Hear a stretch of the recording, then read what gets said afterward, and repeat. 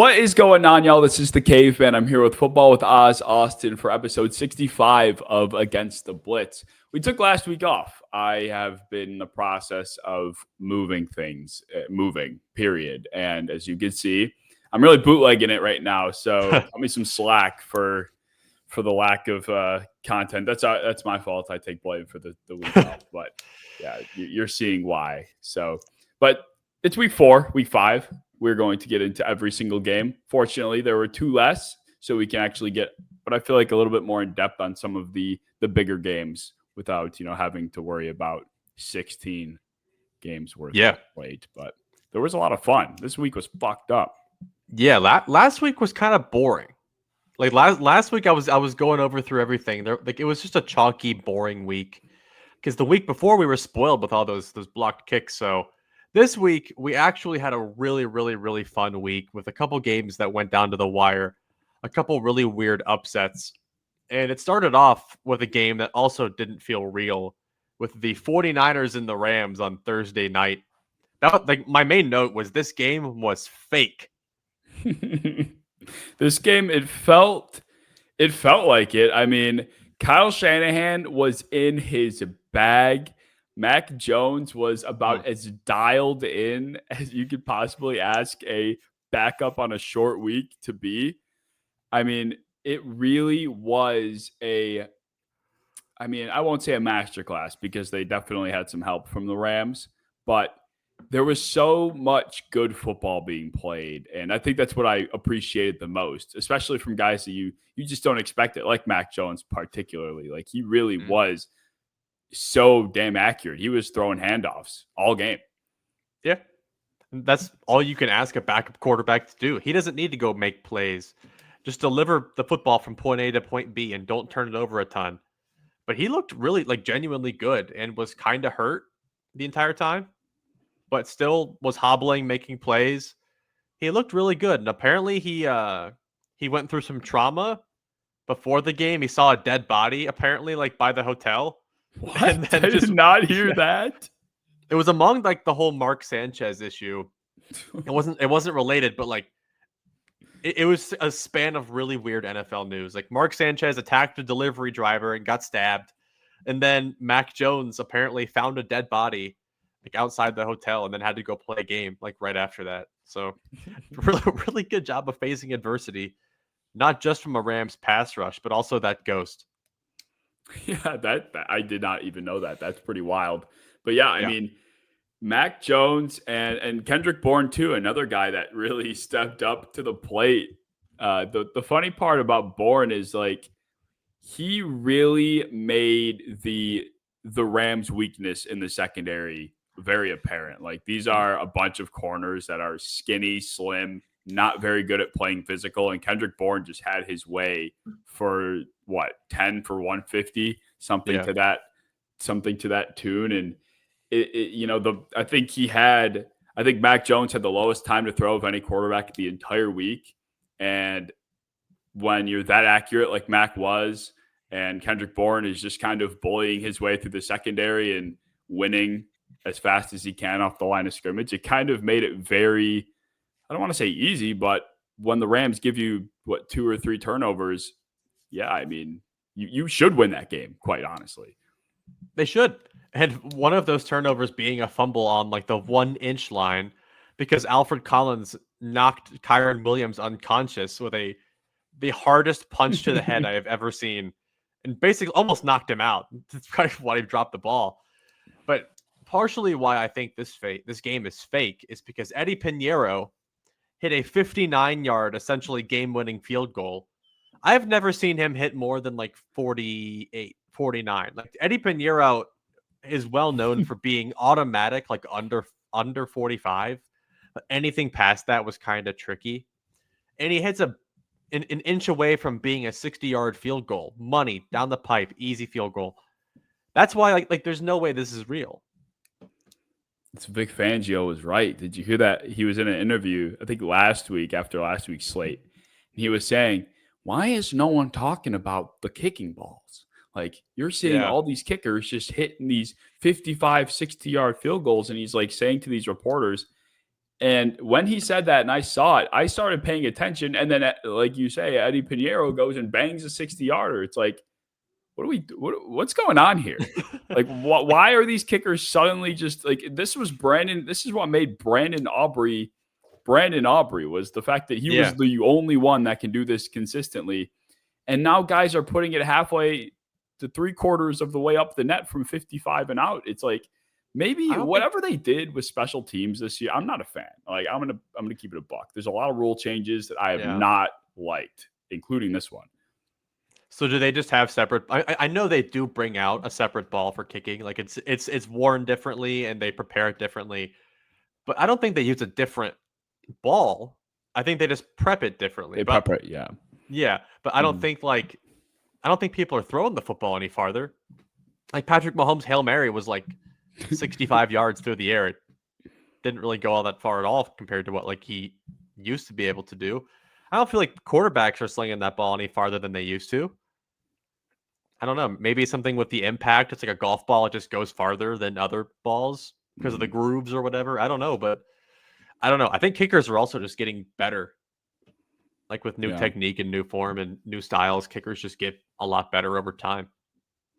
Well, they are. And so is Matthew Stafford, apparently, because that man, that 360 no scope for 40 yards to Tutu Atwell was hilarious. Like, that was awesome.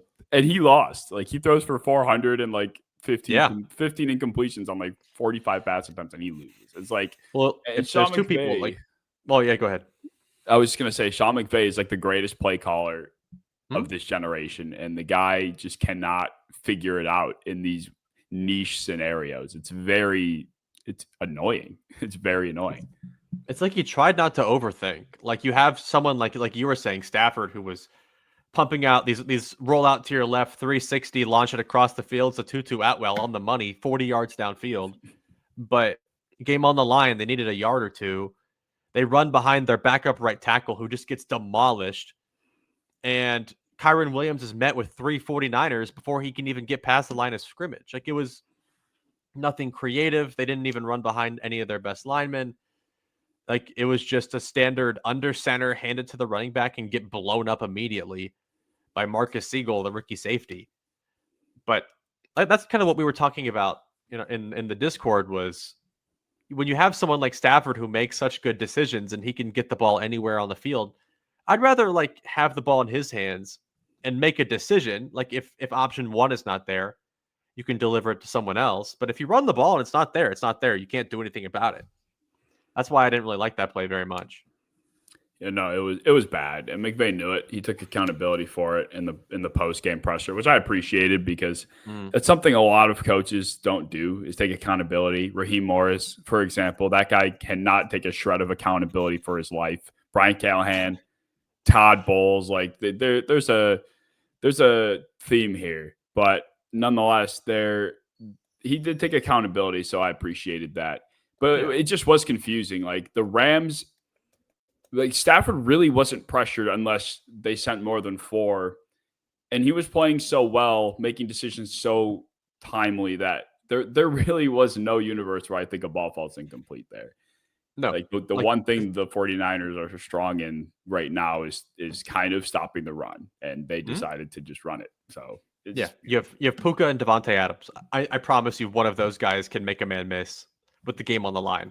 Or catch the ball even if it's contested. I would rather lose that way. Saying Puka, who's the best offensive player on the planet, playing like right now. If I lose because he can't make a play, that's okay. But if I'm running my running back behind my backup right tackle and we lose that way, I don't love it. No, the Rams are a team this year that are finding ways to lose. As they could be the best team in football right now with 2 wins that they've let slip right through their fingers.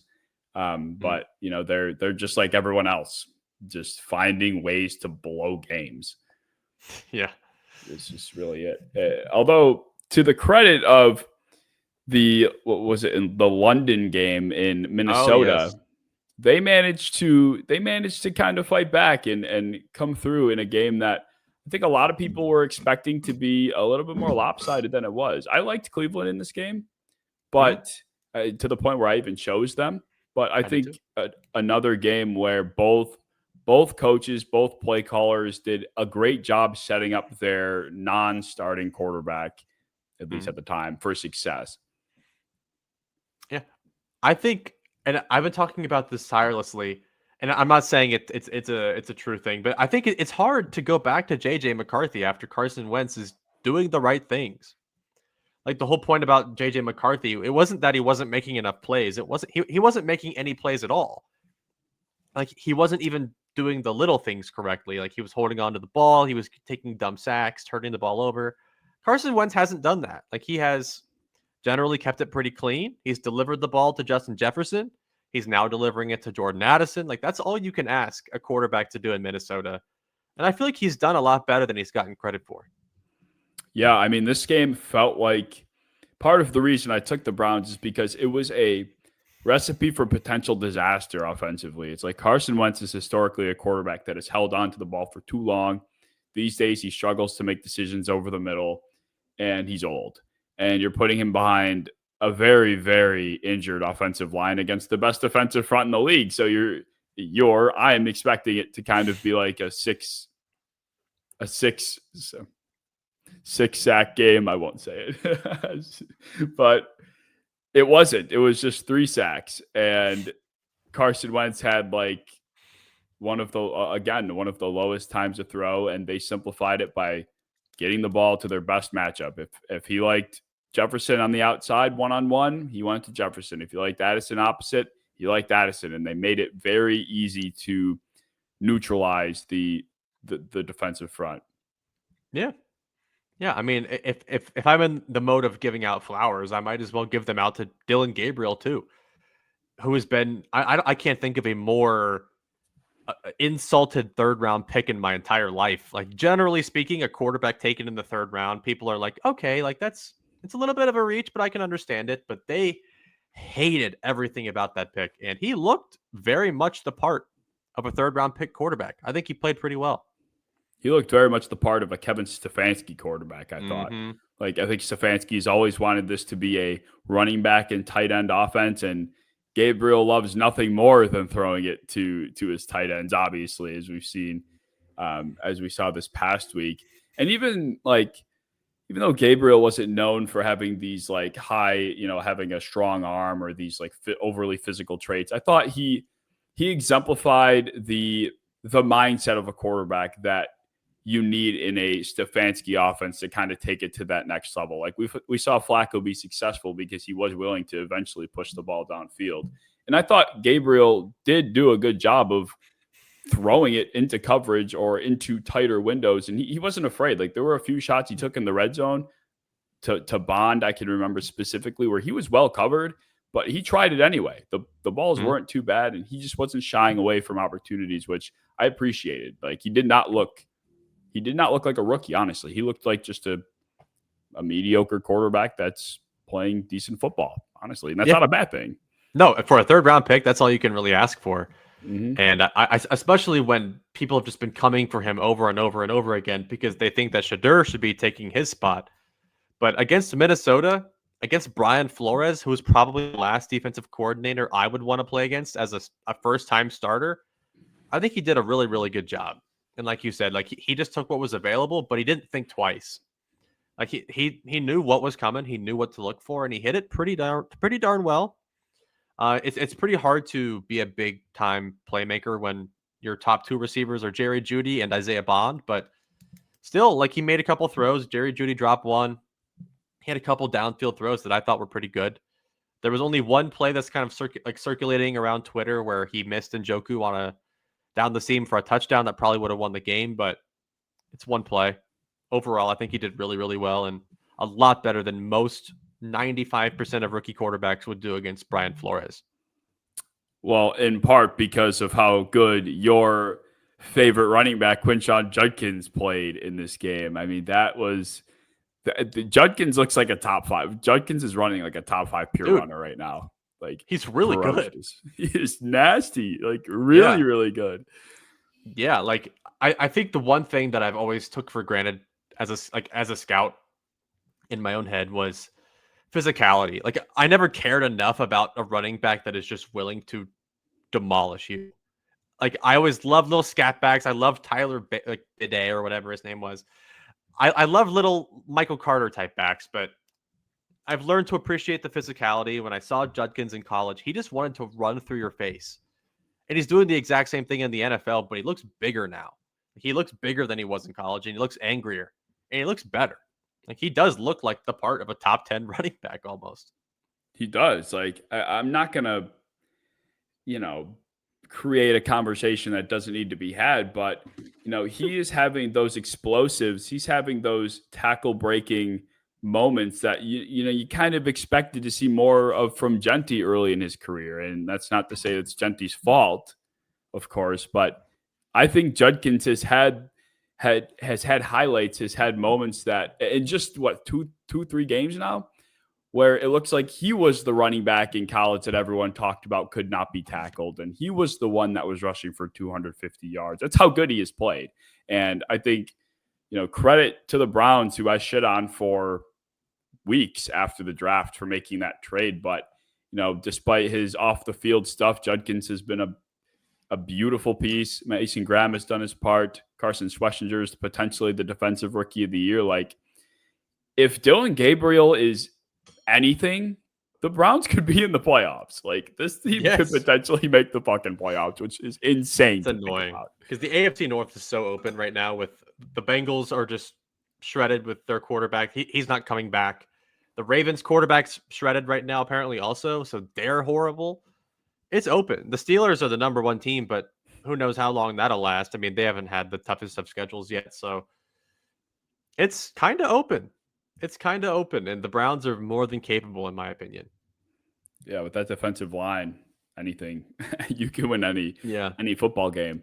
But I feel like, did you have any final thoughts on that game? Did not.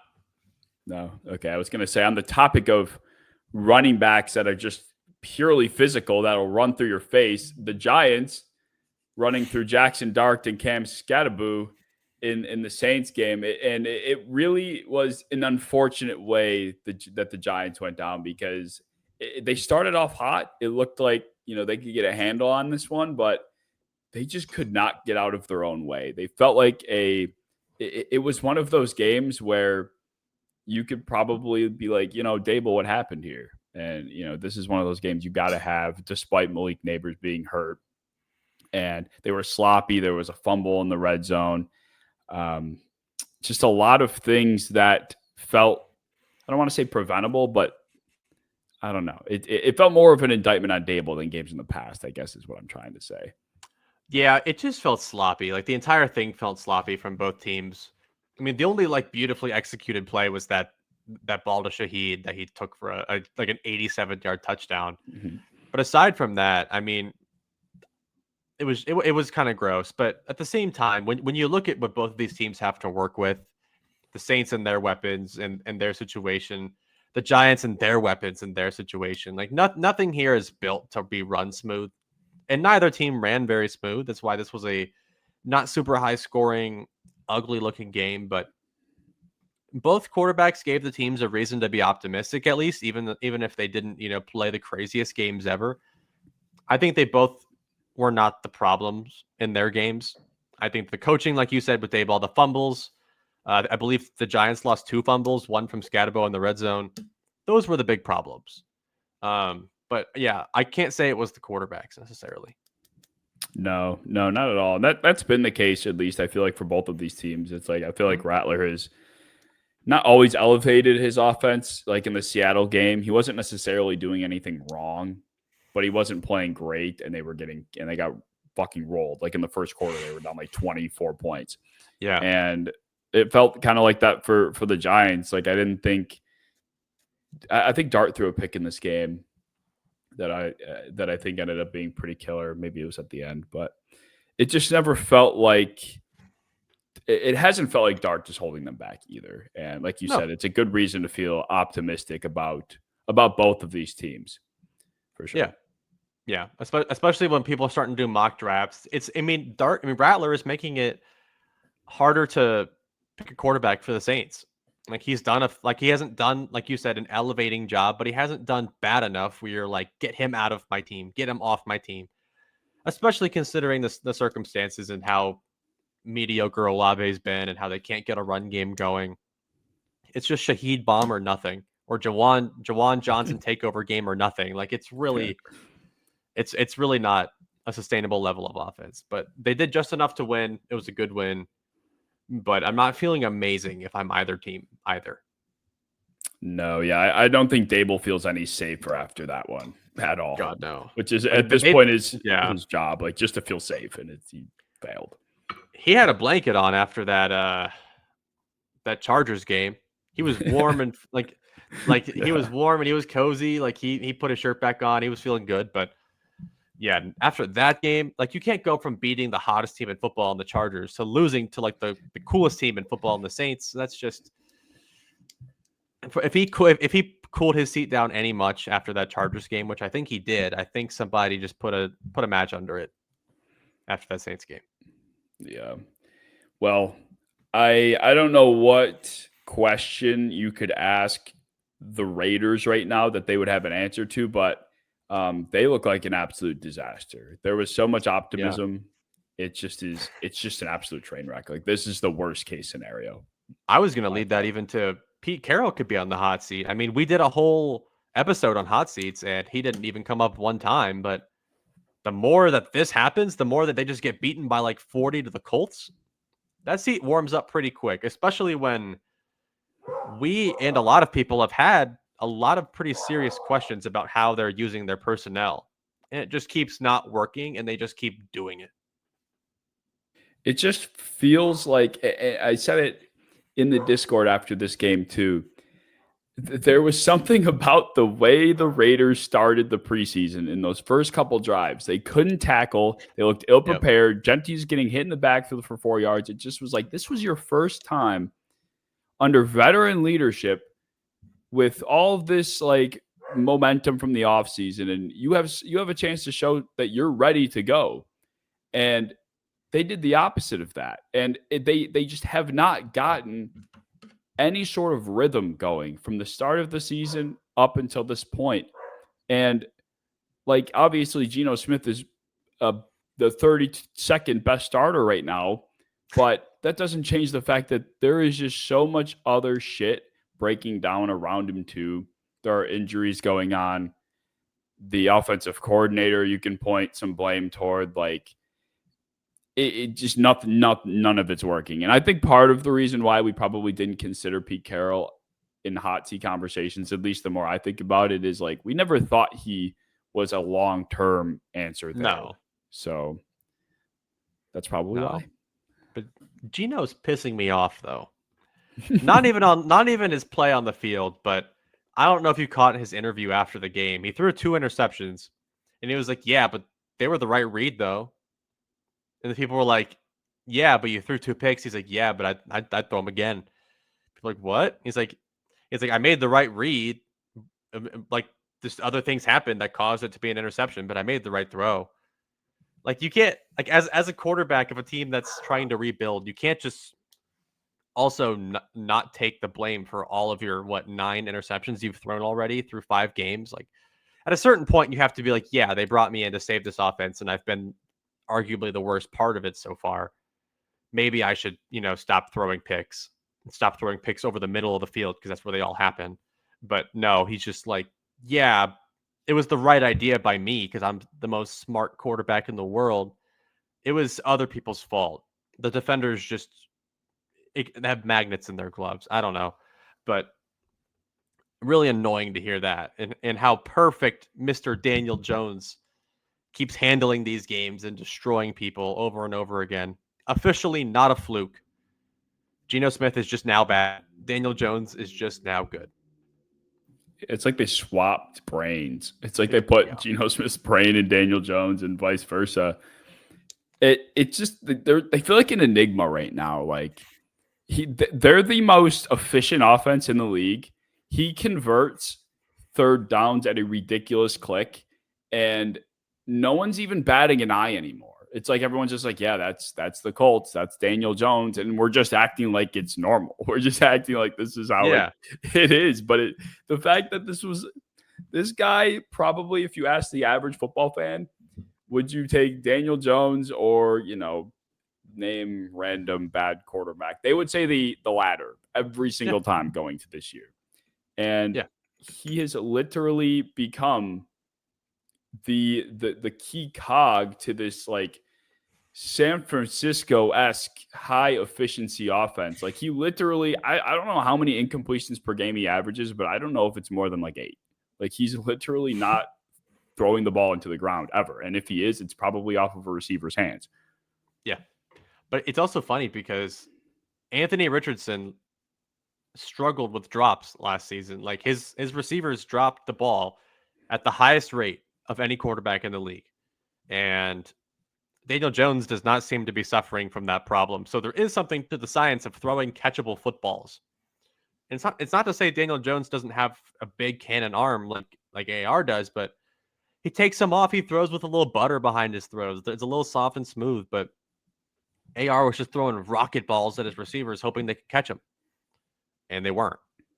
And Daniel Jones is coming in, and he legit looks like Tom Brady playing football right now, and it's terrifying for the league. They're the most.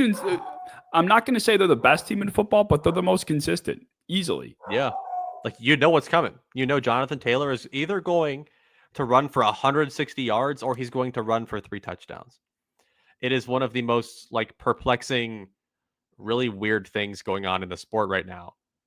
The fact that if Jonathan Taylor gets stuffed for the tune of 4 yards a carry or less, here comes Daniel Jones delivering deep balls to Alec Pierce and Michael Pittman. It's insane. It is, and this is an offense that I feel like isn't even using the. It's not even. I won't say maximizing the talent it has, but like there are guys like Josh Downs in this offense that last year were. He seems like an up and rising piece that they could use, and he's like an afterthought. And they're still just like clicking every single down. I feel like this past week in week 5, he actually was the most involved he had been all season.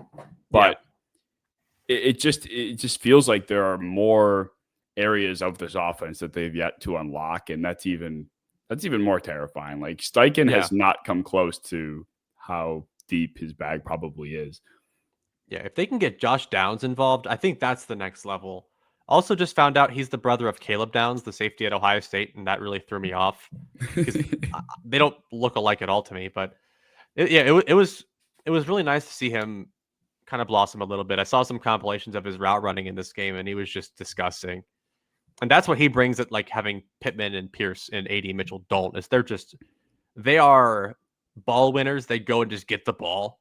That's what they do. But Josh Downs has a chance to be a really, really good slot player in this league. So if they can get him going, Tyler Warren, again, looks like the best tight end in the NFL right now. Everything they're doing is working absolutely perfectly. So anyone that, had the idea that Steichen was on the hot seat, us included, like we kind of talked about that a little bit. He's not. He's actually cool as hell right now. Someone that I think is, I'm not going to say on a warm seat, but I think there was a fair question asked, I guess is my point. So the Cowboys go into New York with 4 of 5 starting offensive linemen dead, literally dead. And everyone before the game is like, oh shit, like this is bad. Like Dallas, like this is really bad. What's going to happen? And Dak Prescott just unleashes on this poor defense. Aaron Glenn's supposed mastermind that was supposed to take this talented Jets defense and make it into some very stiff unit. And they were limp. Like they were limp as shit.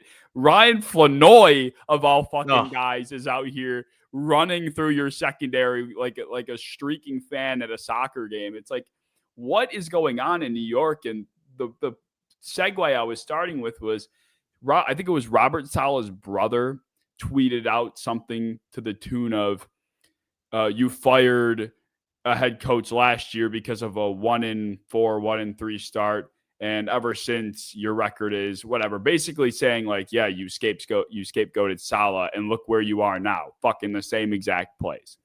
And that's true. It's like, what is different? Nothing. And I'm not going to say not firing Saleh would have been would have been a good choice. Like, I think that it looked like he was never going to do it. And that was the problem. It wasn't that he didn't do it yet. It just he didn't show any signs of life.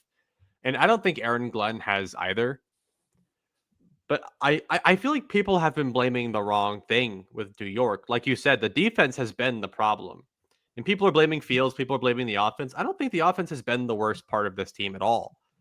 I think it's comfortably been the defense giving up 40 points to the Cowboys that have no line. That is the problem.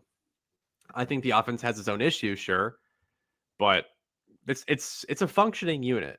And the defense, however, having Brandon Stevens getting just absolutely destroyed every single game, and their run D's not amazing. They got ran all over by Javonte Williams. Like you said, Ryan Flanoy had like 110 yards or something stupid. It was ridiculous. And it's hard to fire a rookie head coach, especially when they're not getting blown out in all these games. Like they've been competitive throughout almost all their games. They're just coming up short. And that is a problem, and it's something to keep an eye on, but I wouldn't say it's piping hot, but like you said, a little warm. Yeah, I think it's just like kind of like he's on watch more so.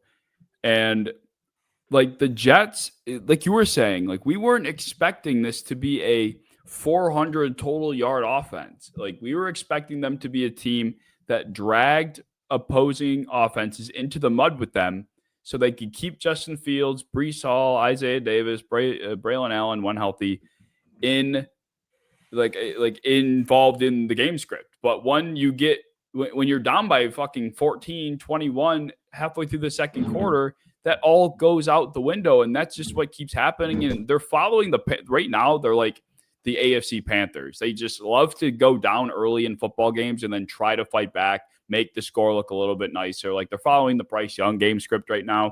And that's just not what they were built for. I was unfortunately very tricked early this offseason into thinking the Jets would be something. And they're just not. It's almost like reminiscent of the Raiders in a way. It's like they wanted to be this run first, heavy, involved on the ground team, but they're always behind and they can't pass. And in this case, it's definitely the defense fault, whereas Geno Smith is more so the problem in Vegas. Yeah, it's an odd world where Justin Fields hasn't played great at all, and he's part of the reason why they don't score early in games. But the fact that he's been better than Geno Smith, almost, it feels gross. Like it feels really gross. At least Justin Fields is delivering the football to his best targets. He's getting the ball to Garrett Wilson and letting him go. That's all he can do. But Geno's only getting the ball to Trey Tucker and Dante Thornton, and it's terrible. That is all he cares about, and it's terrible. But I appreciate Justin Fields for trying to do what he can. He's still not the answer to any team. He's not the answer at quarterback, but I feel like he's also being kind of unjustly, like, almost targeted for being the reason that they haven't won. I don't think he's a solution, but he's not the reason. Yeah, agreed. He falls in that like dart rattler bucket of like they're just there, man. Like it's not their fault. They're not standing out. They're just kind of there and they're trying their best. It's just not enough, but you're not expecting it. You're not expecting more either. So you can't be mad at them. And it's just puzzling what's going on in New York, because I think for once it felt like it was different, at least with the culture change, but I guess not. But Dak Prescott for MVP is definitely he's on my short list. I have a short list working right now, and he's up there. 100%. Who isn't up there? Oh, go ahead. I was gonna say I think we both know who's not up there right now. Take it away. But there's actually a couple I'm looking at right now. Take your pick. Bryce Young. Okay, yeah, no, he's definitely not in that conversation. Fuck that guy. Who are you gonna go with?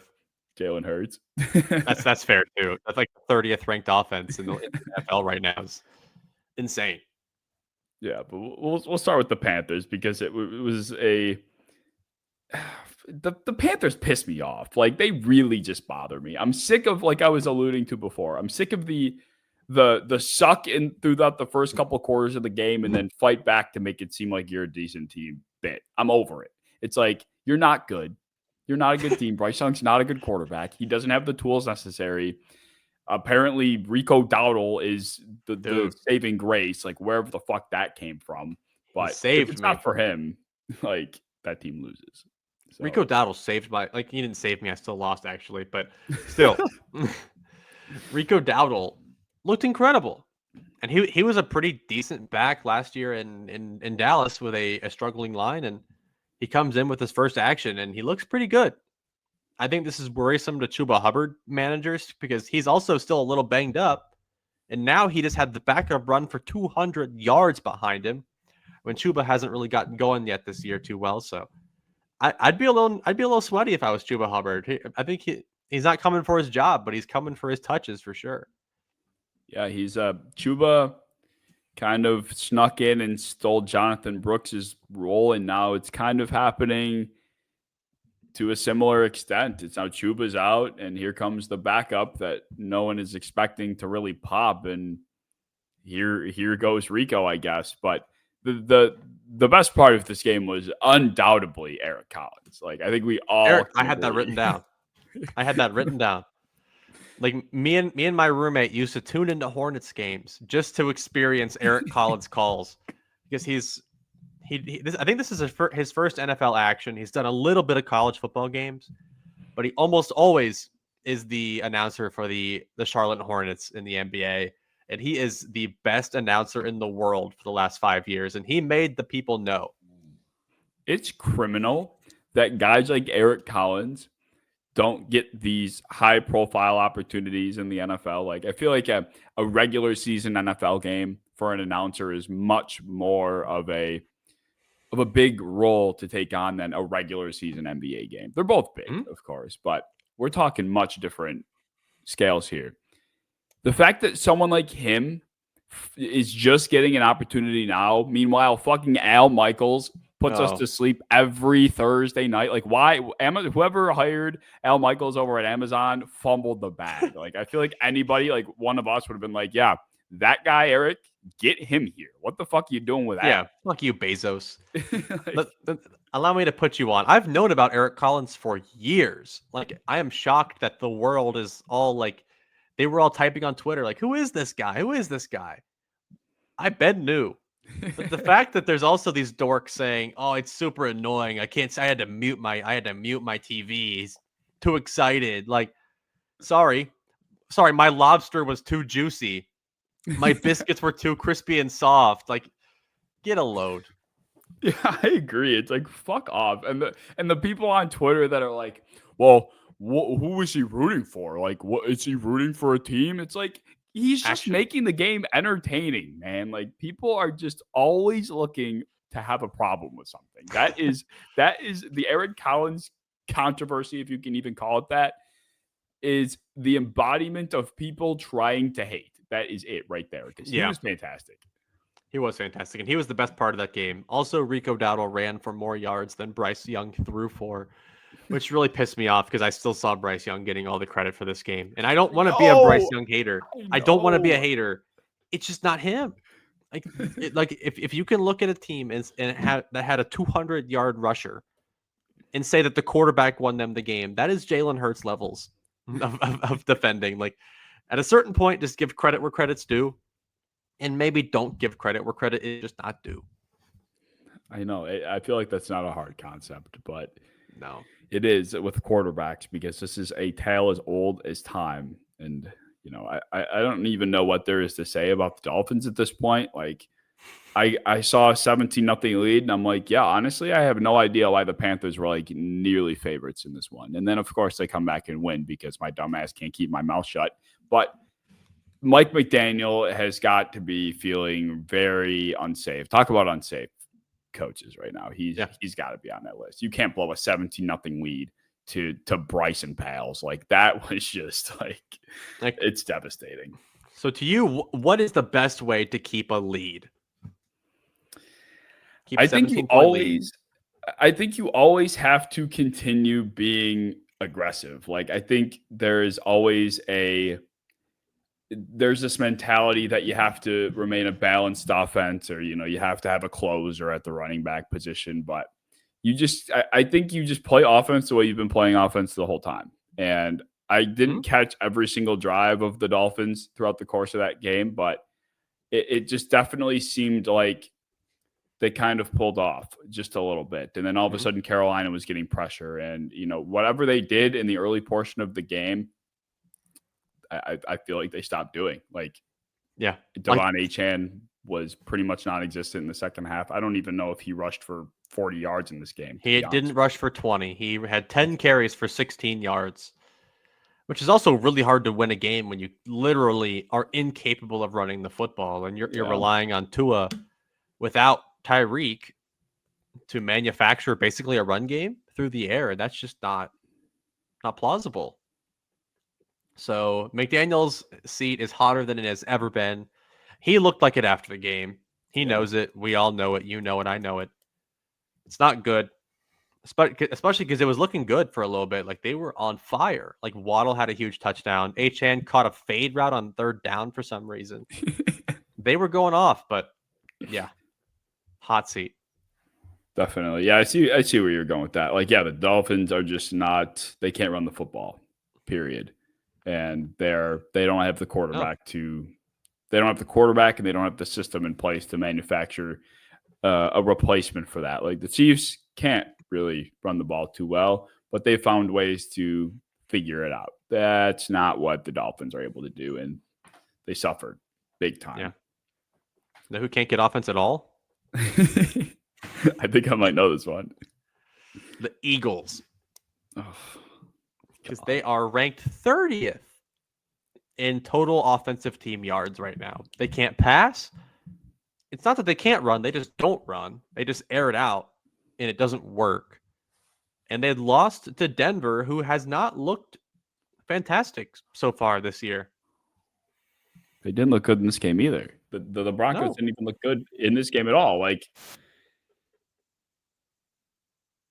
I think you disconnected there for a second. Oh, can you hear me? Yes. Okay. The crazy part about this game to me is the Eagles lacking ability to, like, they were another team that had a lead, and going back to being able to maintain the lead and find ways to kind of grind the clock out. Like the Eagles, you would think, based off of last year and how not much has changed going to this season, they'd be able to, even if they struggled to pass the ball, be able to maintain whatever the hell the lead was. But they can't even do that because they can't run the ball. Like Saquon has been a non-factor in this game. In this game, he had 6 carries for 30 yards. They had 11 total carries. 11 total carries for 45 total yards. It's like, this is the fucking Philadelphia Eagles we're talking about. They had a lead in this game. At one point, they were up. Let me double check, because weren't they up almost like 17-0 too at some point like that? That's insane. The returning offensive player of the year is not getting touches. And I know that they know what I know. And that is a running back just cannot handle big volume 2 years in a row, or you will not have him for the playoffs. They get hurt every time. But I think that they might be overdoing it. Like right now, they're going from 35 touches a game to like 8. That's not reasonable. Like Saquon still needs to be the catalyst of your offense in some way, or at least when you need him. Like you don't even need to run him that much early in the game or when you're up. Like don't be running Saquon when you're up by 20 like they were doing the other week. Run him when you need him to keep a lead like this game. And they didn't do that, and they suffered. They suffered badly. And like, if they are trying to spell Saquon, like they did trade for who I think is a very serviceable running back in Tank Bigsby, and they traded for him and shot him. I think that was the weirdest thing. Like, because I don't know if he's had a touch since he's got. I have not in front of my eyeballs. It may have happened, but I didn't even notice. But every time I watch the Eagles, they are throwing the ball this year. and it's like it's Dallas Goedert is like the main recipient. Like they really tried testing Pat Surtain all game long, and it wasn't a great product really. Riley Moss showed up. He was actually playing a decent little game of football. I don't know. It was a weird game, and Denver struggled offensively, but they just kept getting decent field position because their punter was looking good. He kept pinning the Eagles back deep, and then they had to punt, and then the Denver had a short field. Like it was just a weird overall game that Denver just looked like they had the better coaching really. Like they just schemed better for the game and they won, but Weird game for both teams. Yeah, very much so. I feel like this has been the Eagles were this was going to happen, like to Philadelphia, and we knew it was coming. We felt it because they just haven't looked good.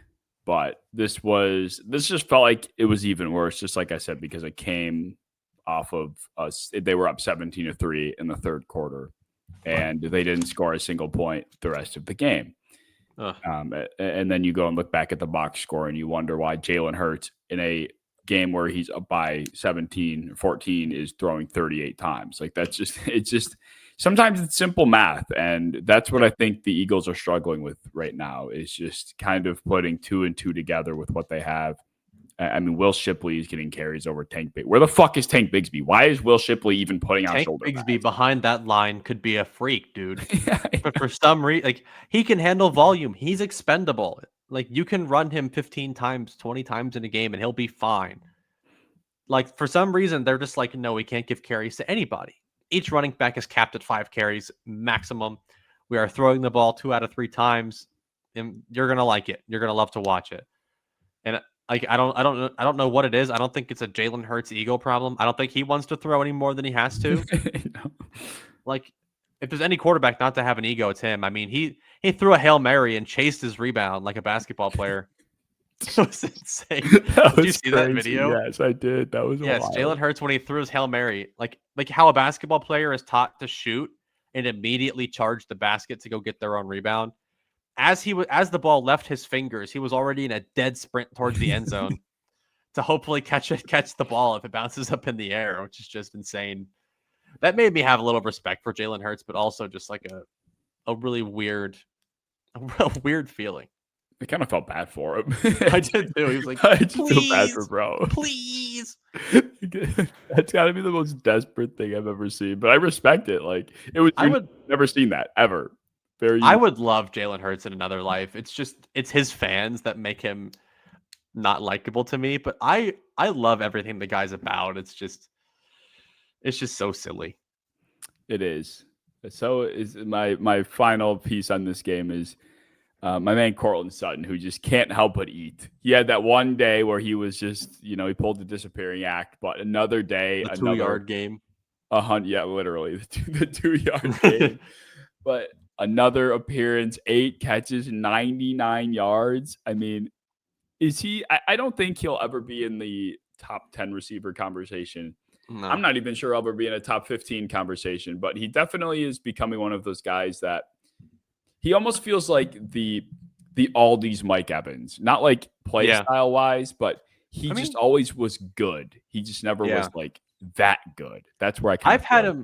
I think I've had him around like 18-ish range. Is kind of where I've always had him because I've always appreciated his skill set. It's just for some reason at age like 30, he's finally like finding a little bit more consistency with it, which is awesome to see. Because before he was kind of like the giant Tyler Lockett. It was just like 30 points, 180 yards and 2 touchdowns, or it was the 2-point games. But now he's only really had one dud on the year. He's kind of just put together a pretty consistent 80 yards per game kind of thing.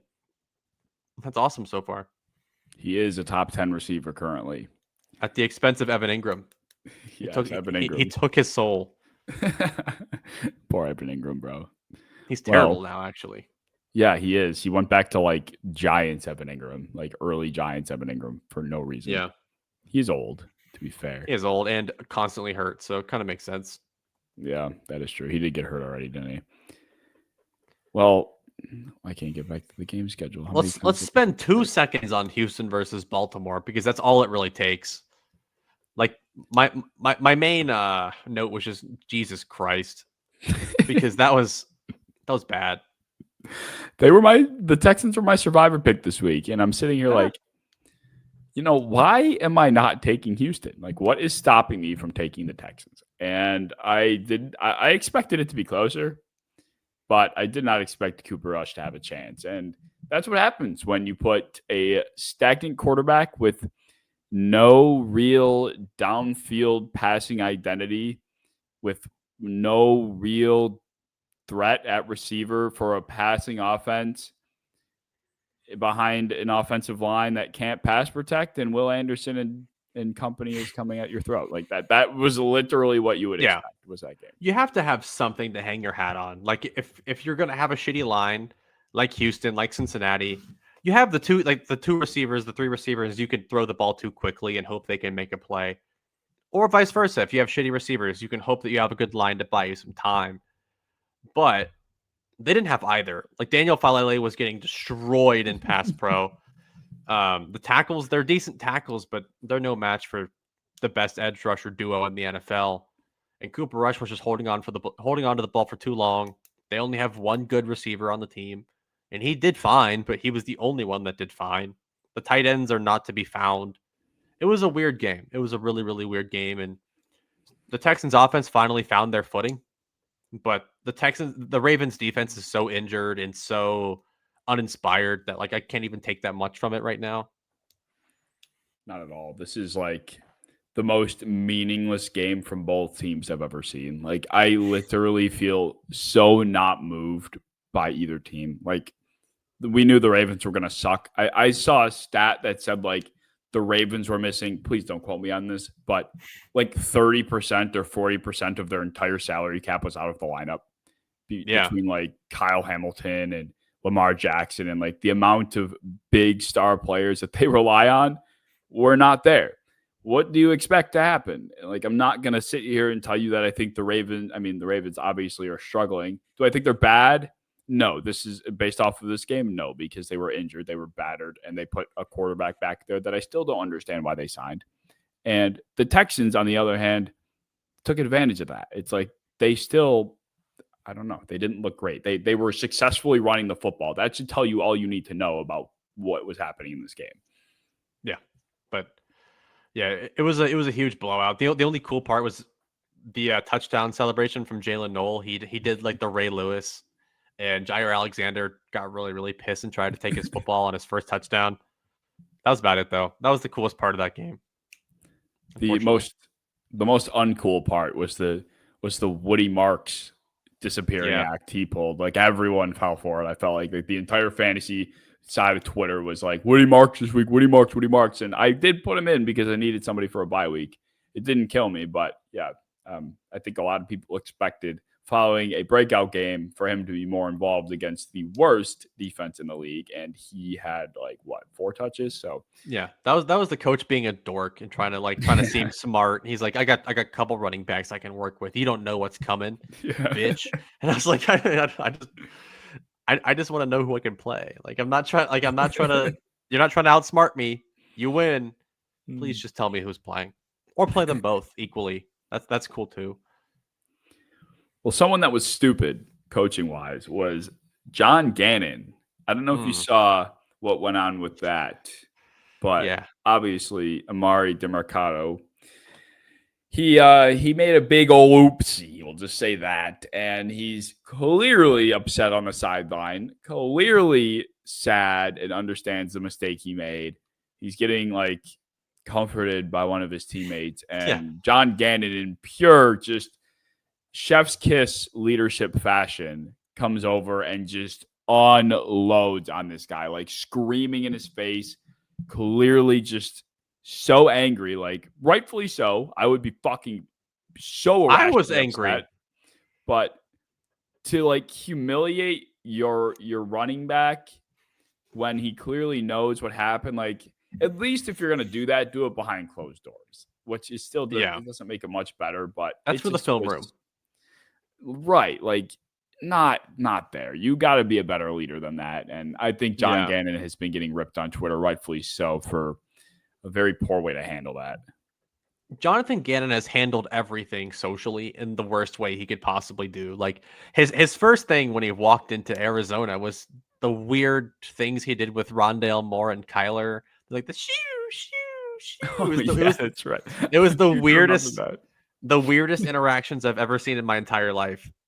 And you have a buff version of Murr from Impractical Jokers slapping DeMarcado like hard on the chest and screaming in his face while Paris Johnson is there like, hey buddy, it's okay. And then Paris Johnson in an interview afterwards was like, yeah, I went over to him because like I'm the biggest guy on the team and I'm not trying to see anybody come over here and act a dick to him. is my Right. teammate. And then the person that comes over and acts like a dick to him is the head coach. That's supposed to be like the level head that can discipline DeMercado later.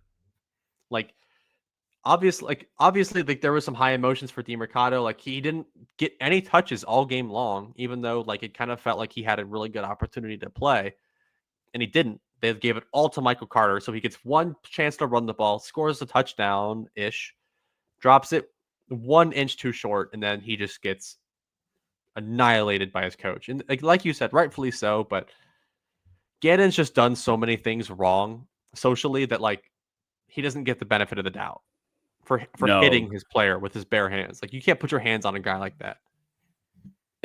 Funny enough, we're talking about it. Gannon just got fined $100,000 for Wow. that interaction. Yeah, So you can't punch your person. Like you didn't punch, slapped him. He slapped him hard on the chest. You cannot do that. You can't wind up and slap your player as hard as you can on the yeah. chest. Wow, interesting. I did Like not expect like a no matter fine. what you do, if my boss slaps me, I'll stab him. Like that's just as simple as Yeah. that. Like I'm gonna stab him immediately. That's just how it goes. Like you're not Yeah. hitting me at my place of work. It's the same Yeah, thing. these It are doesn't grown matter if men it's the too. coach or Like, what. Yes. That running back could beat your ass, by the way, Jonathan. He just chooses not to because you pay him. right. But if you're like if you're like I'm gonna cut you, bitch, then you can stab him. And you should stab him. If Amari wasn't so sad, I'm sure he probably would have. Like, I mean, I guess based on that whole situation, he wasn't someone that was angry. Like some people come away with high emotion, either feeling very angry or very Yeah. sad. He clearly was, more of the sad type. If he was the angry type and he was like, "Don't fucking disrespect me, bitch." Like, Yeah. If that was CJ Gardner Johnson, he's getting stabbed if that was like immediately. Garrett Blunt, he's He's getting getting socked. punched. Oh yeah. Punch in the face. Not to let that kind of overshadow what else happened in this game. Cam Ward's got it. Yeah, he looked Cam good. Ward's got it. He looked good, and it was just a weird another exact perfect example of a team that went up 17-0 also like equally, and they also just lost it. They did. Yeah, I mean it was definitely at the hands of that fumble, but still credit to Cam Ward. He was given an opportunity to fight back in this game, a game-winning possible drive, and just straight. It was that Jaden Daniels rookie year type feeling of just like unconscious, not thinking, just throw the ball perfectly placed every time he lets it go. And that throw to Ridley was beautiful. It's like I think they had like one time out at that point, and the fact that he's even got the balls to take that shot as a rookie in that situation, like he deserves a ton of credit. And I know I feel like before the season, we kind of had conversations, and I was saying like, there is no hype, but like, what is there really to be hype about? I think I'm finally starting to come around a little bit more, just because like it's different. Like when you see it in college, when you see it in the preseason, now we're seeing real time Cam Ward in high pressure cooking situations, and he came through. So that was really the only good thing about this game for the Titans. Otherwise, he still has no hype. No, he still doesn't. Like no one's talking about how good he played. They're just like, the Cardinals blew it. The Cardinals blew it. DeMercado fumbled on the 1 yard line, but still no one's talking about the fact that Cam Ward also had to come back from that. Like they weren't just handed 17 free points by Vegas. Like they legit had to work their way up and get it. And they stole it from the Cardinals. They did. And that was a very big punch in the balls to whoever took it. The Cardinals in Survivor. I think that knocked out like 40 of the 100 remaining people in the Survivor pool I was in. Really? Yeah.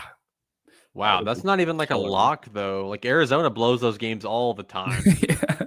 I would not have felt good about that one. That's a weird one. But I mean, I guess you pick whoever's playing the Titans. It's a pretty fair bet. But yeah, the Cardinals just don't, especially with those running back injuries. I really didn't feel good about them taking them in a game. Like you saw Marv early, and he just vanished off the face of the earth after like that first drive, and they couldn't get anything else going after that drive. No, it makes you wonder what the future of the Cardinals really looks like. This is just another team that it just feels like you know what you're expecting every single week. And for a team with such talent, it doesn't feel like the ceiling is nearly as high as it should be. And there's never a reason given to us to feel like it should be any higher. So it does, between the sideline interaction with Gannon and this team underperforming, blowing that lead, like there's definitely going to be questions about Gannon's job in the future, I think. I don't even know if we talked about him in the hot seat episode either, but he's I don't think definitely. we did, but after that loss, like losing a 17-point lead to arguably the worst team in football will get you a little bit warm, whether you like it or not. Absolutely. Well, how about let's jump to the Bengals game. I want to get your thoughts on the menagerie that happened. Not only that in that game, but today there was some activity. I didn't even watch the game, to be honest. I played volleyball instead. Yeah, I was just like, and they actually were a lot better than I thought they were going to be. Like, I thought that game would be so much worse than the Vikings and the, Jesus Christ, the Vikings. Who else did they play? The Broncos. Good Lord. I thought it would be so much worse. And they actually played better against the Lions somehow than those two teams. But it looked off of the first, half, it looked like it was going to be that horrible of a game again. The second half, they showed life, but it was just way too late. Like, they still played way too horrible, way too quick. Jamar Chase finally got going, though, and T. Higgins caught a touchdown for all you fantasy guys that have been waiting for him. And, like, it hasn't even been, like, an offensive line pass protection problem. It hasn't been a receivers problem. This game wasn't even that much of a defensive problem. It was just a Jake Browning problem and his inability to even throw the ball in bounds. And when he throws it in bounds, it is almost directly into the hands of a defender every single time. He threw probably the worst pick I've seen in the last 3 years. Dude, it's awful. He does it all the time. Oh my God. The pick he threw targeting Gesicki was literally interceptable by 3 different Lions players before before Gesicki even would have gotten a chance. I couldn't believe my eyes. And it's kind of hard to say that someone regresses when they already weren't good. But I think Jake Browning, from the last time we saw him start on a full-time basis, like this is I feel like one of the biggest fall-offs of a fucking single player I've ever seen. Like, I think we rightfully had optimism going into this. I don't think we were crazy to think that this might look decent based off of history, but the fall-off is crazy. Even before, his whole calling card was just the ability to quickly get the ball out and throw it to one of the two studs. That's what he did the first time around. And it worked. It worked well. Like, he still got good games to Jamar Chase. Like, Jamar Chase still was over 1,000-yard receiver that year. T. Higgins still was a talented receiver that year, made a couple crazy plays in some of their wins. But right now, he can't even get the ball to them. Like, Jamar had more tackles than receptions in the first half. That's insane. And then finally they got it together, but it was just way too late. It was way too late. But they showed promise in the second half. Defense was pretty shut down in the second half. But yeah, the offense just was a big problem. And earlier today, they swapped late round picks for Joe Flacco, which is a super interesting move. But to me, I'm okay with it because what that means is that we are not giving up draft capital because we know that we're not winning these games either way. So we are not giving up like a 4th round pick for Jameis for a 7-game rental, and we are just going to ride it out and see what happens. That's fair. I think it is nice to see that they're showing some care also. Like, it's just so early in the season. We talked about this last time too, when we last talked about the Jake Browning disaster class. It's just too early in the year to roll over and accept your fate. Like, just for the sake of like your fans and the players on your team and their mental health. Like, you can't just continue 14 straight games like this. So they're 2-3. Like, it's not like they started off the year 0-4, 0-5, and they're just like completely out of it. Like, one more win and they're at 500. You can't roll over and die at that point. No, you can't. I do wonder though, because I want to say I saw a tweet that said that they didn't even call the Giants about either of their veteran quarterbacks. Mm-mm. So it makes me wonder why they targeted Flacco, because that's a clearly targeted trade attempt. And Yeah. like, not really kicking the tires. You're like, that's your guy that they went and got their guy. It just Yeah. like it's a weird one because I think on one hand, this is obviously a team that, given the landscape of the conference, could still be in it by the time Burrow returns. It just feels weird to me that this was who they chose to go with, because it feels like there's so much potential for it to be a wreck. Like Flacco's too old. He doesn't get the ball out that much faster than Browning has been. He gets pressured at the same. He was getting pressured at the same rate in Cleveland that Browning really was, and he threw like 6 or 7 picks in the 3 games that he played. So I don't know. It just is like it's a conflicting move to me. Like, did they do it because they think they're going to get Burrow back, or did they do it for the reasons like you said, because they're just accepting their fate, but they got to look like they're showing face? I can't decide. I think that they're trying to do it the right way. And from a tweet from an insider that seems to know what he's talking about, he said the Bengals didn't trade or even call for Russell Wilson because they don't take him seriously as a leader, was kind of their whole thing. And I think they're kind of the mindset of like, yeah, we could bring in Russell and he might win us a game or two, but like he is going to make this locker room really, really bad. Because what this locker room does have is cohesion. Like everyone seems to be really good friends. There's never any issues with fighting or arguing. There's never any pointing of fingers. There's a lot of accountability. It's just right now they're just not playing up to standard. And that is a problem in its own self. But the one thing they have right now is a good leadership situation. And if Russell Wilson just comes in there demanding his own office and no one's taking him seriously, there could be issues with that. So I think they didn't even want to get into those weeds. They just want Flacco, who played pretty well against them week 1. They probably saw something that they liked in him as a quarterback, and we're just like, fuck it. We'll try it out. It's better than Jake Browning. He'll throw the ball inbounds. Yeah, that's true. I guess it can't get worse. So No, it can't actually. Like maybe Malik Willis would have been bad, but I'm glad they didn't do that either. Yeah, I don't know. They'll be an interesting watch the rest of the year. The Lions, though, I mean, there's not really much to say. They took care of business. They look kind they of look good. they look. I feel like this game had the potential to be a really big murder, but they kind of like let them hang around for a little bit. Like I think the Lions probably weren't putting forth, I don't want to say their best effort, but this was probably another night where Amon-Ra was up till like 4 a.m. playing 2K. And maybe like he had Montgomery with him like this time around. Like I don't know. I mean, it was a low usage game for Gibbs, and usually a higher usage game for Gibbs would mean they're really trying to win more. David Yeah. Montgomery's more like the get shit done kind of running back, and like let him eat some carries that Gibbs can't handle because his body's not as big. Just kind of one of those games, and they look good. Like they obviously won by a couple scores still. Like definitely not a problem by any means. They just didn't have to win by much more than that if they didn't want to. Yeah, that's true. Well, a team that had to score a lot of points to win was the Buccaneers.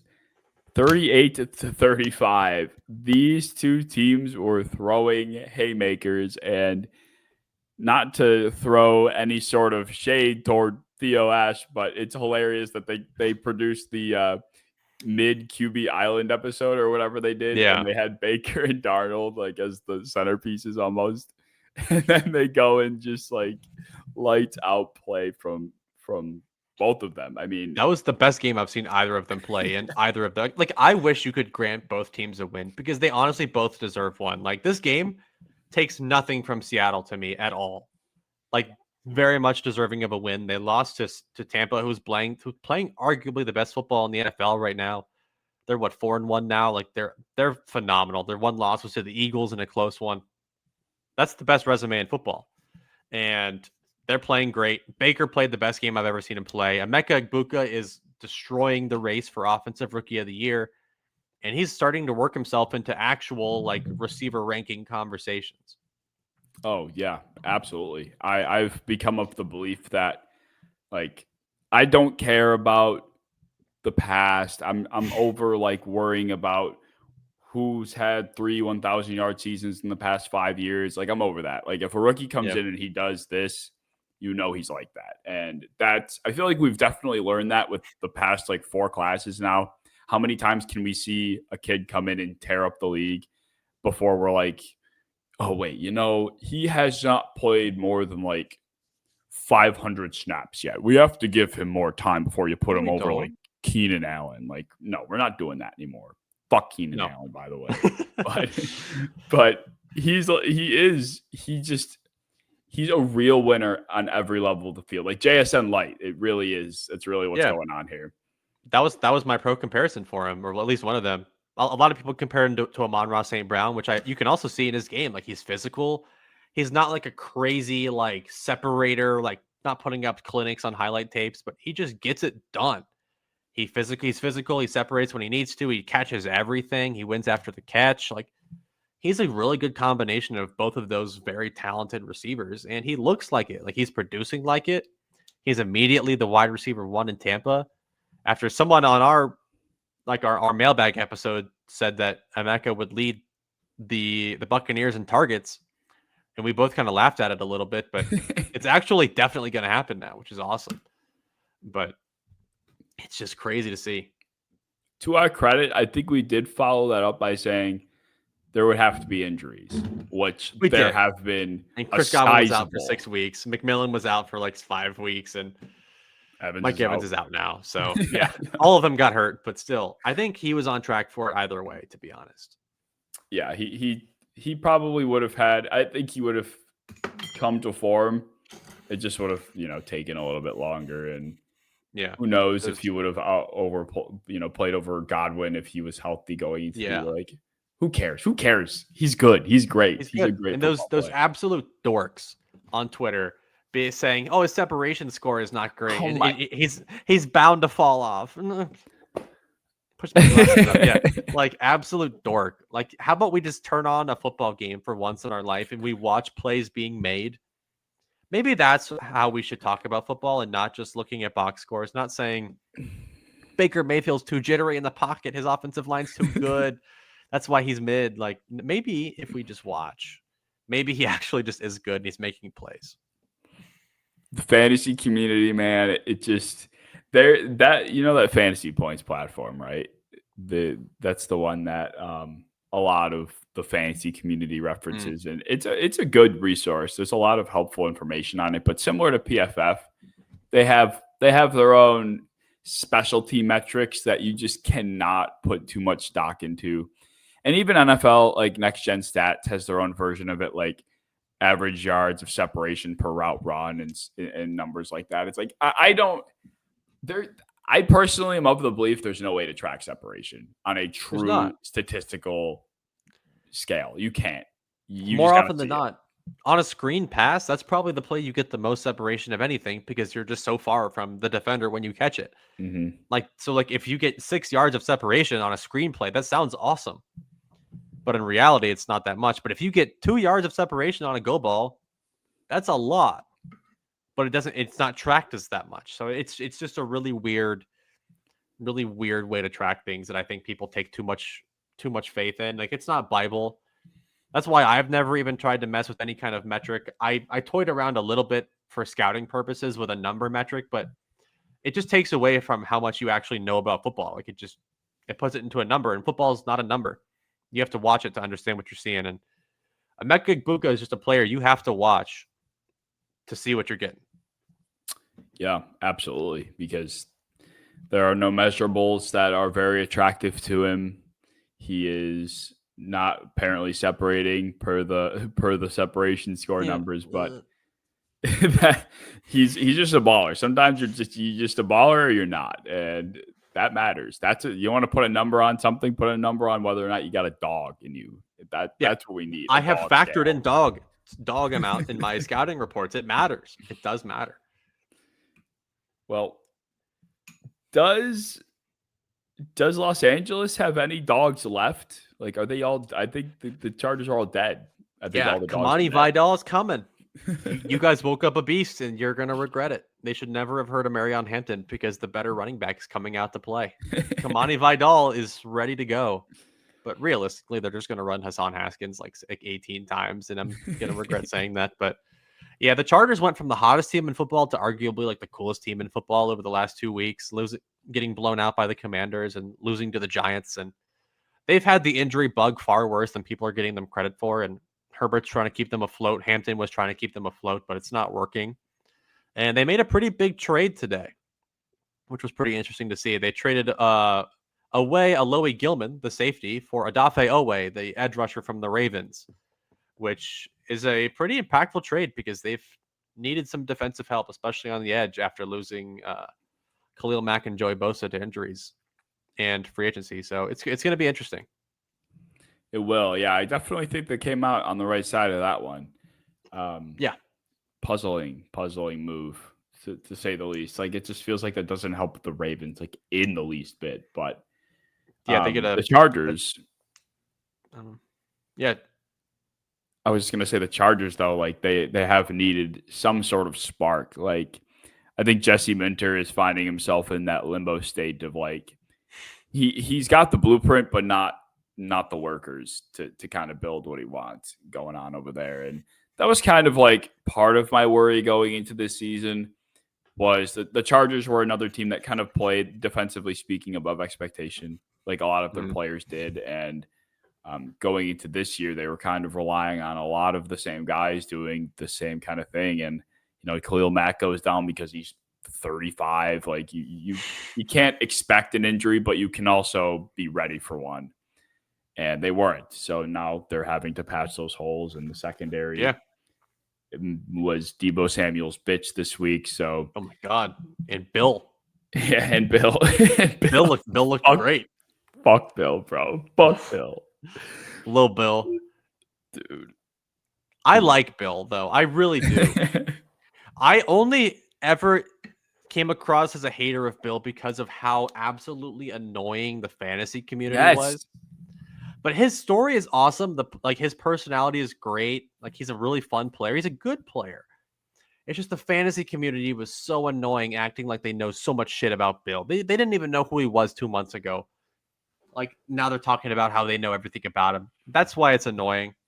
But the player himself is awesome. Yes, I fully agree. And that's the annoying part is like this feels like a win for the fantasy community. I hate when those dorks get it. I hate when nerds get a win. Go to the gym. For real, like stop with your numbers, stop with your predictions. Like, I love seeing like the fucking fantasy guys doing their like film breakdown threads on Twitter. It's like, bro, you answer start sit questions like every week. Like, you don't need to be doing breakdowns. Like, yeah, I saw one. It was some breakdown is circulating again. It was like why Drake May will never be good, and it was like him talking about like his footwork and his touch. I'm like, he is actually pretty good at all these things. I don't know what you're complaining about, but they're also all like the most fixable issues in the world. So I think these nerds need to settle down a little bit and make the game enjoyable again for us to watch and analyze. Well, speaking of Drake May, he ruined my Sunday night. That motherfucker did.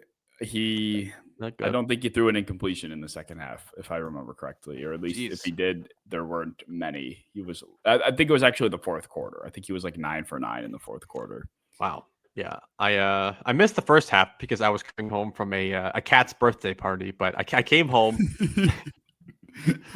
and there was 4 of them.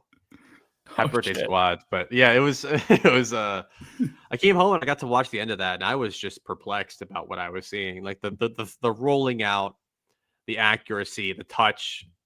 He looked every bit of all of these Josh Allen Herbert comparisons that he drew in the draft process. And I compared him to Big Ben on Ozempic was my official comparison, and it kind of makes sense to me still. Like, he just has that cool, tough demeanor about him. Like, he just mentally looks like he has played football for a very, very long time. Yeah, he does. He very poised, very, very poised. And it just like one of those games where, from a Bills fan's perspective, it's very tough to watch. Like, I was sitting there I was at the game wanting to rip my hair out. But I was also appreciating how much of a masterclass Drake May was putting on. and even Diggs. Like, that was probably tough for the Dude. average Bills fan to swallow. But, that was watching vintage Stephon Diggs, one of the most entertaining, pure football wide receivers you can ever watch. It was fun. Like the Yeah. small part of me was like, wow, this is really cool. He torched the Bills with just pure hate in his heart. And that Yes, was like he hasn't done shit all year, and he comes out and just absolutely puts on a clinic out of just pure spit and anger. But at least the Bills went down. They had some, like, Dalton Kincaid played a good game.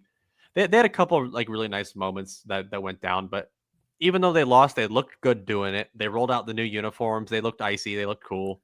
Yeah. Well, You're not a fan?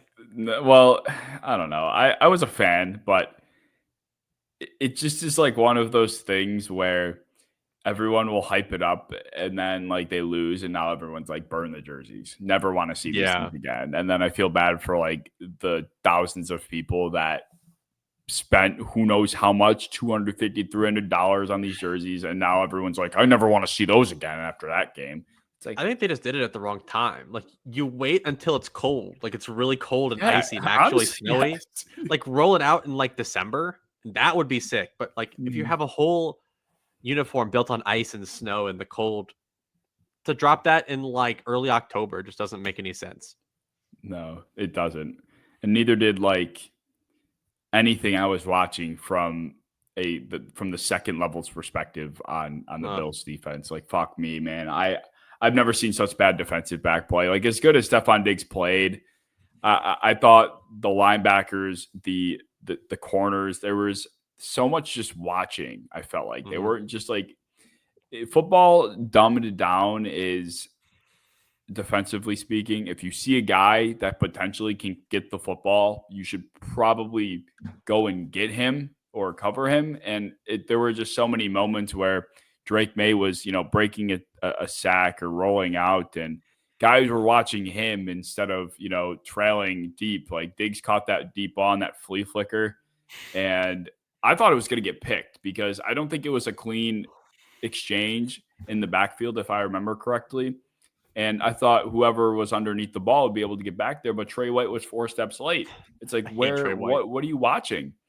And it happened when Drake May on one of the last drives, like, looked like he was about to get sacked, but then threw it to Stevenson at the last second. It's like Dorian Williams is standing right next to Stevenson, but he's watching Drake May. It's like, it was bad.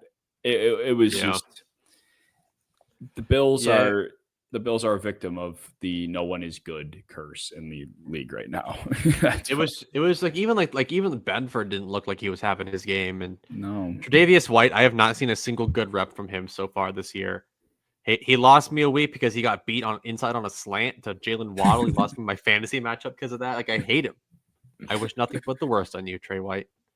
I'm gonna call Gronk again. He's gonna take you out.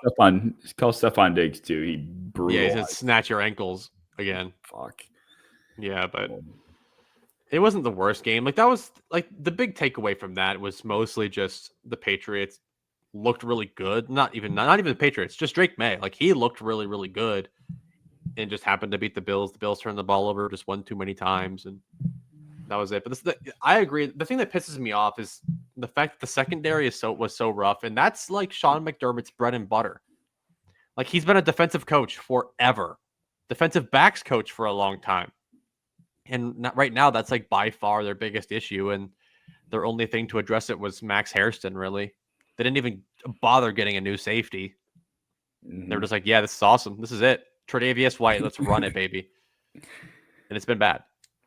It has. And, they got exposed. Like, they couldn't run the ball. And then, offensively speaking, they were not successful running the ball. And then every time they tried to drop back to pass, it was Dalton Kincaid on the crosser or Josh Allen running and then someone getting open on a broken play. There was not very much in rhythm on time. And that's what you would expect when you roll out what they have chosen to roll out. And I just found it so poetic that the former number one wide receiver that wanted out of Buffalo because they were no longer going to use a number one wide receiver shreds the Bills as a number one wide receiver. Like, Yeah. it just kind of, I hope it kind of opened their eyes to show them, like, it's good to at least have the option of that player, even if you're not going to like pepper him with 15 targets a game. Just having that presence is pretty important. So hopefully they kind of woke up a little bit, and we'll see a transaction maybe. Yeah, maybe. It's it's kind of the same shit we saw with the Chiefs and the Jaguars. The Chiefs have kind of done the same thing of not really having that guy in a long time, and it's hurt him. Like, a lot of people really like Xavier Worthy, but as much as attention as he draws, he's also just not a consistent down to down guy that you can really pepper. Like right now, that's Tyquan Thornton. It's their guy that they go to in big situations. And it's weird, and it's going to keep losing them games. Yeah, it will. And I think something that's very surprising to me is Kansas City's just, they've done a good job in the past of kind of supplementing their run game. And I felt like this year specifically, they wouldn't have to do that simply because, they had the weapons. I thought, big agenda was pushing the ball downfield this year and, high flying fireworks, but they still need to have a presence of a run game. And, Kareem Hunt had 2 touchdowns, but I wouldn't say it was an effective day on the ground either. It just is, once again, Mahomes trying to do Mahomes things, and the dominoes aren't falling in their direction anymore. Like, this is basically the same team we saw last year, except now they're losing the games that they won. That's really the story. Yeah, I think it's time to give up the Pacheco gimmick. Yeah. And Kareem Hunt is just not a starting running back in this year. And for some reason, like, we have just seemed like we've accepted that. Like, if any other team rolled out Kareem Hunt as like their main back, we'd be like, what the hell are they doing? Why are they doing that? But if they were rolling out Tyquan Thornton, like if the Bills brought out Tyquan Thornton as a starting receiver, people would be upset. They're like, what are you doing? Why is he out there? But for some reason, it's acceptable when the Chiefs do it, because Patrick Mahomes just makes magic, but not enough. He can only produce so much for so long, and then it's just looking like yet again another year where he doesn't produce like the best quarterback in the NFL, and the team isn't winning games like they're used to. So I'd be shitting my pants right now if I was a Chiefs fan. Absolutely, because the Jaguars didn't look good in this game either, and they beat them. Like, the Jaguars look bad. Like, honestly, Trevor Lawrence looked as neurotic as you possibly could expect. Like, this dude is a spaz at playing quarterback. That's insane. He has no awareness.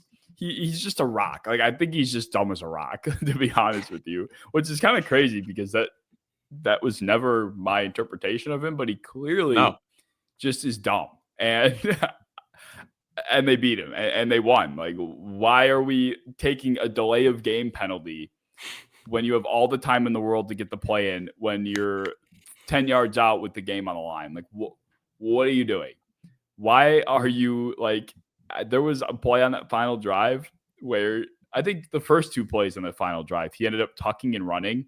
But before he got to that point, he was like running into the back of his lineman, like trying to escape the pocket. Like, this guy is he's just nuts, but he makes, 1 or 2 throws a drive and it's enough because he is talented. He's just, I don't think he's as honed in as we kind of expected Liam Cohen to hone him in. No, if that makes sense. And I was saying in the Discord earlier, because people were really giving Liam Cohen his flowers, and he's managed the games all right, but it's been defense to me. Like, the thing that has really impressed me so far has been ETN and the rushing offense so far, and the defense. Like, Devin Lloyd is turning into a legitimate defensive player of the year candidate. He's kind of one of the main reasons why they won this game, was because he got a pick 6. And one of the main reasons why it was kind of close was because the Chiefs got a pick in their own territory. Should have been PI also, by the way. That was terrible no call. But the fact that the defense is doing a lot of the heavy lifting and people are still giving all the offense all the credit needs to kind of be moved a little bit. And people need to see like what they're doing on defense, because it's pretty impressive. Yeah, it is. And this is a team that got that was heavily mocked a defensive player early in the first round with all the concerns that they had, especially up front. And they've done a great job of making what they have work. There really hasn't been, off the top of my head, like I think Jordan Lewis was really the only big transaction I could remember to this defense. And we're kind of thinking like, what is going to be different? But obviously, who did they get a new defensive coordinator when they hired Cohen? They must. They have, did. Right? I can't remember his name. Yeah, it's Anthony Campanale. I believe is how you pronounce it. Well, that's a name we definitely have to use. He was formerly the Packers linebacker coach. He was kind of the guy that was partially responsible for Edgerrin Cooper's breakout. Okay. So it does make sense that he's here, and Devin Lloyd is becoming like the best linebacker in football, and Foye Oluokun is also looking like his peak self. It's not a really coincidence, and I heard a lot. I didn't know much about him, honestly, before the season, but from everyone that knows football that I know, they were all saying like, wow, like really good pickup. So I'm happy to see that. Yeah, me too. I mean, they're a fun team. If anything, nothing else, they're a fun team to watch. Trevor Lawrence is a great watch when you're not a Jaguars fan. He probably spikes heart rates like crazy, but it's if you don't have stake in the game, then I'm sure it's just fun to sit back and watch him be a psychopath. But the Chiefs are. There's trouble in paradise, but the Jaguars are probably the worst 4-1 team I think in the league. Yeah, and Travis Hunter played well. Eagles. Travis Hunter's played well. Like he had an awesome catch. He was locked down in coverage. He had a really good game, and I'm kind of shocked that like the player that was hyped up so much isn't getting that much media hype anymore for having like shut down. He allowed 7 yards in coverage. That's it. And people are still saying he's not contributing enough. It's because they want him to have 150 yards because he was the Blindikoff winner and the Heisman winner. So they're expecting him to step into the world and have the world. But this is the NFL, so it's a little bit different. And I think he is developing, I think, very fine. Like it's just fine. He has not had a bad game yet when it comes to corner play, and he's only gotten better as a receiver. So not that worried. He had a crazy catch and a good game.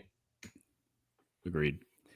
Well, that wraps up our week 5 recap. That, like I said at the start, this was a very bizarre week. I think like 6 or 7 underdogs won. There were a few massive comebacks. Like anybody that had more than like 10 correct games or 9 correct games in pick'ems was just, they clearly didn't give a shit. They were probably picking blindly. Yeah. Closing their eyes and just choosing. But that's what makes it fun. The parity is exciting. And I feel like I probably say this once a year, but I think this is the most wide open the league has been in a while. Mm-hmm. So absolutely. It's going to make for a fun race these next few weeks. It will. It'll be awesome. As always, if you guys did enjoy, feel free to like, comment, subscribe, join the Discord linked down in the description below if you want to talk more football with us. And we will see you in episode 66.